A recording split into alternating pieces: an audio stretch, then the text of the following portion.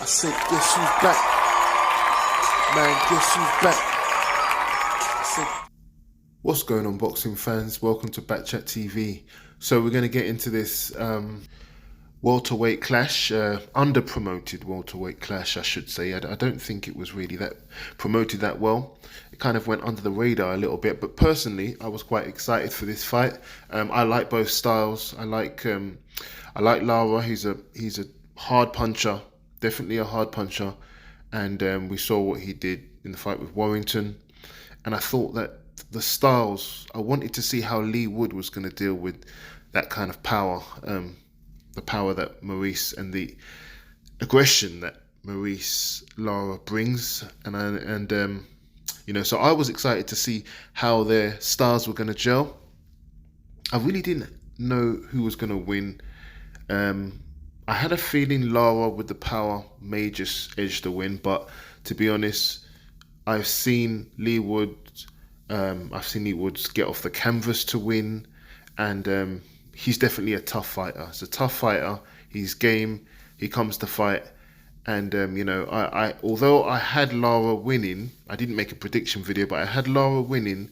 I knew that it was going to be a tough fight, and actually, the way the fight turned out wasn't exactly how I thought the fight was going to go. I thought Leigh Wood did a lot better than I thought he would do.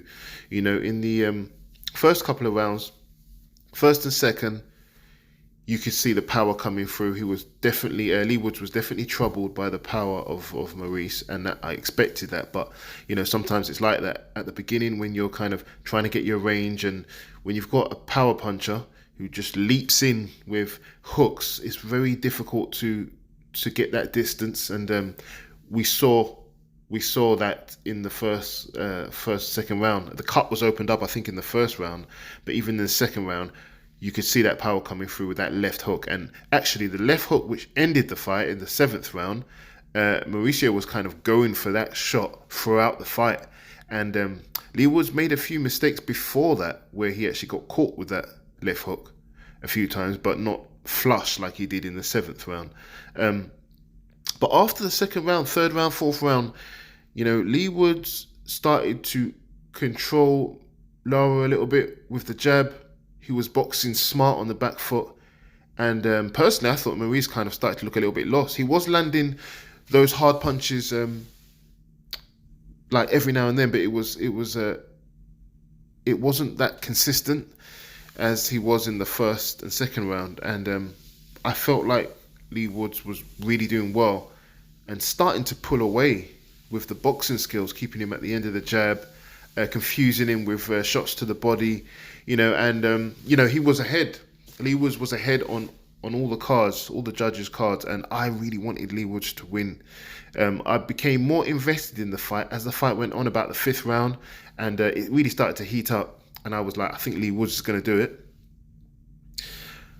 And Lara was looking kind of lost, but although he was looking lost, when he did land those shots, you did see an effect. You did see that there was kind of a, he looked like a fighter who had that power in that left hook, and Leigh Wood knew that he had to be careful about it, and I think he kind of just got complacent or something. I'm not sure, but he just got a bit complacent, lost concentration, started hooking with a hooker, which you should never do, and we saw the end result. And it's a shame because, like I said, he was doing really well. He had tamed the beast early on.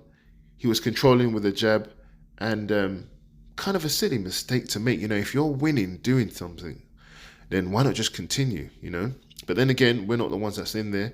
I think Leigh Wood was probably thinking that, he's been controlling with the jab, and he probably started to feel that Lara was a little bit lost.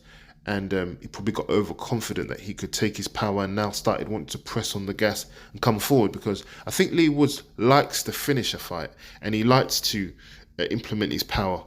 And it was obvious that Ben Davison had come up with a plan, as he normally does, because Ben Davison's a little bit defensive as a coach, I think. He came up with a plan of boxing on the back foot, against a maybe more powerful puncher or someone who's known for their power, and implemented this boxing strategy. And I don't really think Lee Woods really likes to box like that necessarily. So I think as soon as he saw that it was really working and that he was maybe breaking Lara down, he wanted to now implement his own personal style, which is to come forward and start landing those power punches. And I think that's why he made the mistake. You know, if it was someone like Mayweather, or not Mayweather, but I'm just using him as an example. You know, if Mayweather is winning a fight at long range, he'll just stay doing the thing that's winning and win on points, and he's fine with that. But I think Lee Woods wants to make a statement. He wants to impress the fans. So, you know, I think he can't really blame Ben Davison because I think the minute he changed from the game plan, that's when he got knocked out. Ben Davison obviously gave him a game plan to box on the outside, confuse him with body shots, you know, and box smart, being the taller, longer reach, and just keep it like that. And Lee Woods almost followed it perfectly. But when he didn't, and when he started hooking from close range with a guy who was just waiting to land that left hook all throughout the fight, you can't really blame anyone else but yourself, to be honest. Now, on to the stoppage. I've seen a lot of things online, as most people. The stoppage was a little bit early. I think the reason why people are saying that is because Lee Woods got up straight away. He beat the count. But when he did get up, you can clearly see he had shaky legs. He had shaky legs and he was a little bit disorientated. And even after the fight was stopped, you could see he was a little bit disorientated. Now, the thing is, people say he only had 10 seconds. I don't know. I agree with the stoppage, personally. At the same time, I wouldn't kind of berate the people who are saying he should have been allowed to continue. It's one of those things. It's a thin line. I think the coaches have to be a little bit more sensitive to how their fighter is looking and how he's feeling and his stability. And they have to be a little bit more careful, you know, in their judgment than we are as fans, if you see what I mean, you know. I think I reserve judgment on Ben Davison. I think it was the right judgment. Like I said, he has to take his fighters' health into consideration more than we do as boxing fans, you know. We have an idea of, you know, if he gets up, he can continue. There's only 10 seconds left in the round. But if we just look at it from Ben Davison's point of view, who knows his fighter, who trains with him, who knows his family, you understand he doesn't want him to take that one more punch. If you look at how heavily he went down, how he got up, how his legs had stiffened, how he was kind of swaying back and forward. And then if you look at Mauricio Lara, he was just waiting to run over and land that final punch. And because he's a power puncher, I think 10 seconds was even more than enough time for Lara to land that punch. You know, it would be very likely that he'd come forward and really put it on Lee Woods, and it probably stop him, to be honest, within the first 3 seconds, never mind 10 seconds.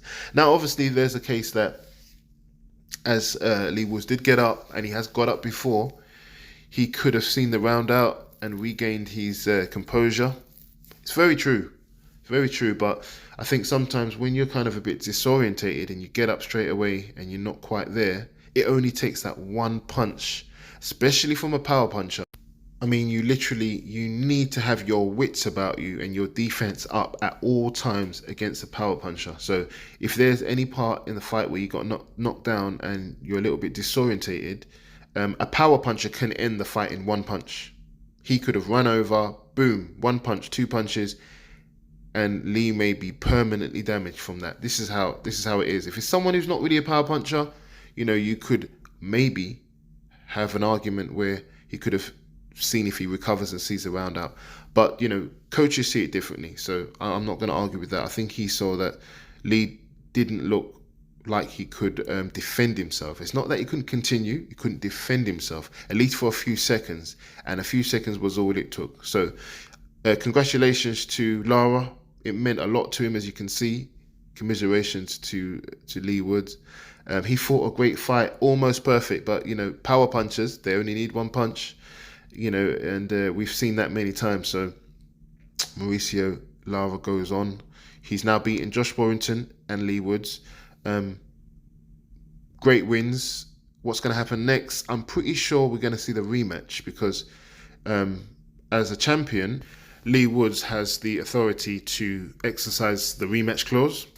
And I think in the post-fight, they asked him what he would like to do. Would he like a rematch? And he said definitely. So I think that's going to be next. Could be wrong, but I think that's going to be next.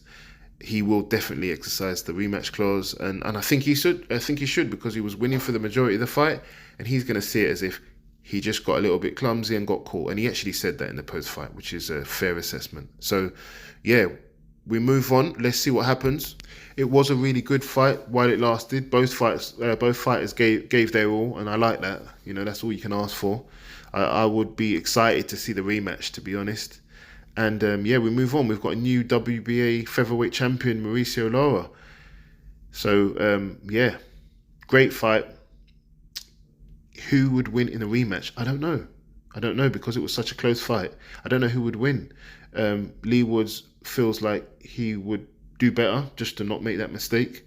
And Mauricio now knows what Lee Woods is like. He may put it on him earlier, you know, so who knows? But I'm on to the next one. Man, guess who's back? I said, guess who's back? If you enjoyed the video today, please don't forget to like, share, leave a comment, and of course, don't forget to subscribe to the channel. Thank you.